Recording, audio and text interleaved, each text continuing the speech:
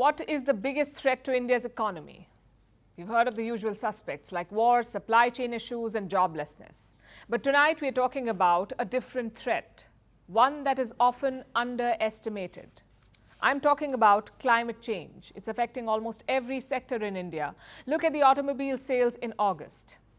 Around 1.9 million units were sold. That's cars, bikes, trucks, all of it. 1.9 million, 19 lakhs sold. That's 7% down compared to the month before. In July, more than 2 million units were sold. What explains this drop? Apparently, the weather. Indian auto dealers have released a report. They blame excess rainfall for the drop in sales. Does their logic check out? Well, there was 16% more downpour in key business regions.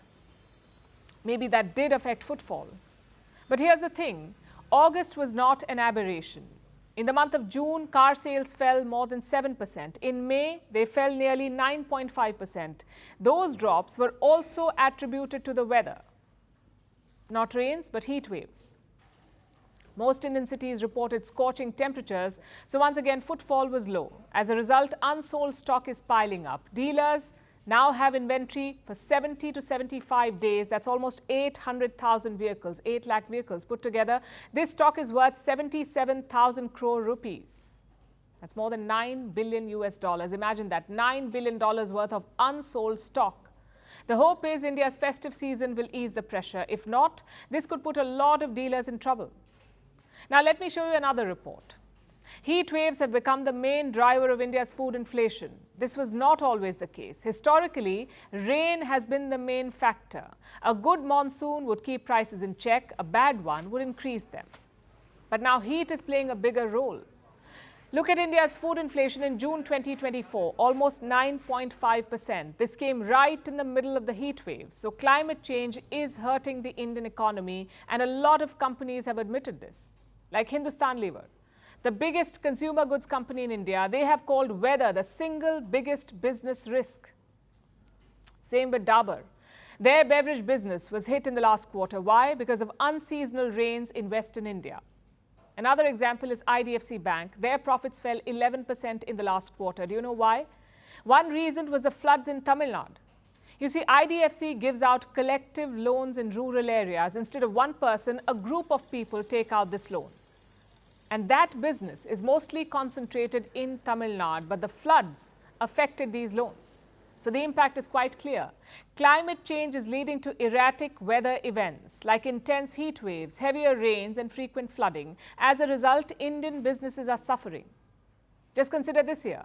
We had floods in Kerala, we had floods in Telangana, in Andhra Pradesh, in Assam, in parts of Uttar Pradesh, in Gujarat and in Himachal Pradesh. All of this in just 8 months. Such erratic events have an economic toll, whether it's flash floods or heat waves. The Reserve Bank of India released a report last year. They say 4.5% of India's GDP could be at risk by 2030. Why? Because of heat and humidity. If it's too hot, people will find it hard to work. And when they do work, they will not be as productive. The trend could shave 4.5% from India's GDP. The United Nations paints a darker picture. They say climate change could cost India 35% of its GDP by the end of this century. So clearly, the climate toll is steep. The question is there a solution? Well, you already know the obvious ones. Reduce emissions, invest in green energy, move away from fossil fuels. But these are all long-term goals. We also need short-term ones, like flood-proofing our infrastructure, or climate-resistant farming. Now, to be fair, the government is thinking about it. This year's budget made special allocations for flood relief, especially in vulnerable states like Assam, Uttarakhand, Himachal Pradesh and Bihar. Bihar alone got more than 11,000 crore rupees, so money is being invested, but experts say it's happening too slowly. The foundations of India's economy are still evolving. Now is the time to climate-proof them. If not, will be held hostage by erratic weather.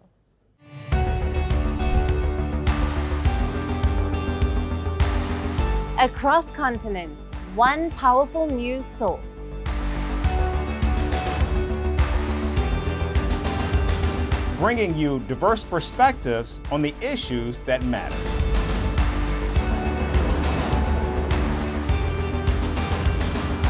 We go beyond the boundaries to give you that little extra about every sporting moment.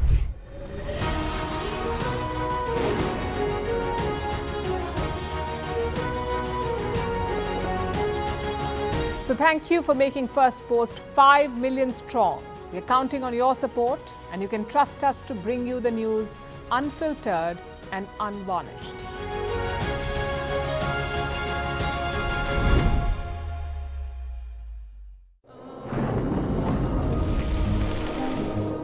Climate change is on our doorstep.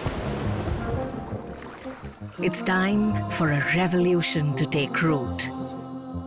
And it starts with 1.4 billion Indians. It starts with one tree for humanity, one tree for Mother Earth, one tree for our future. Project One Tree, a News 18 network initiative. First Post reports from the world's second largest continent. Hello, I'm Alison Lagrange. A very warm welcome from Durban, South Africa. We get you the news and the newsmakers from Africa. From elections to climate change to innovations and opportunities.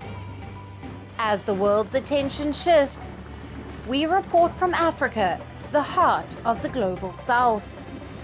Join me every weekday live on First Post.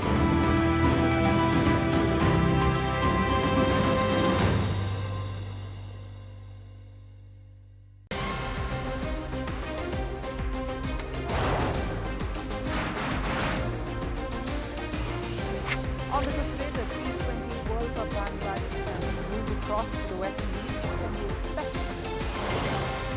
Hello, I'm Alison Green, coming to you from Durban, South Africa.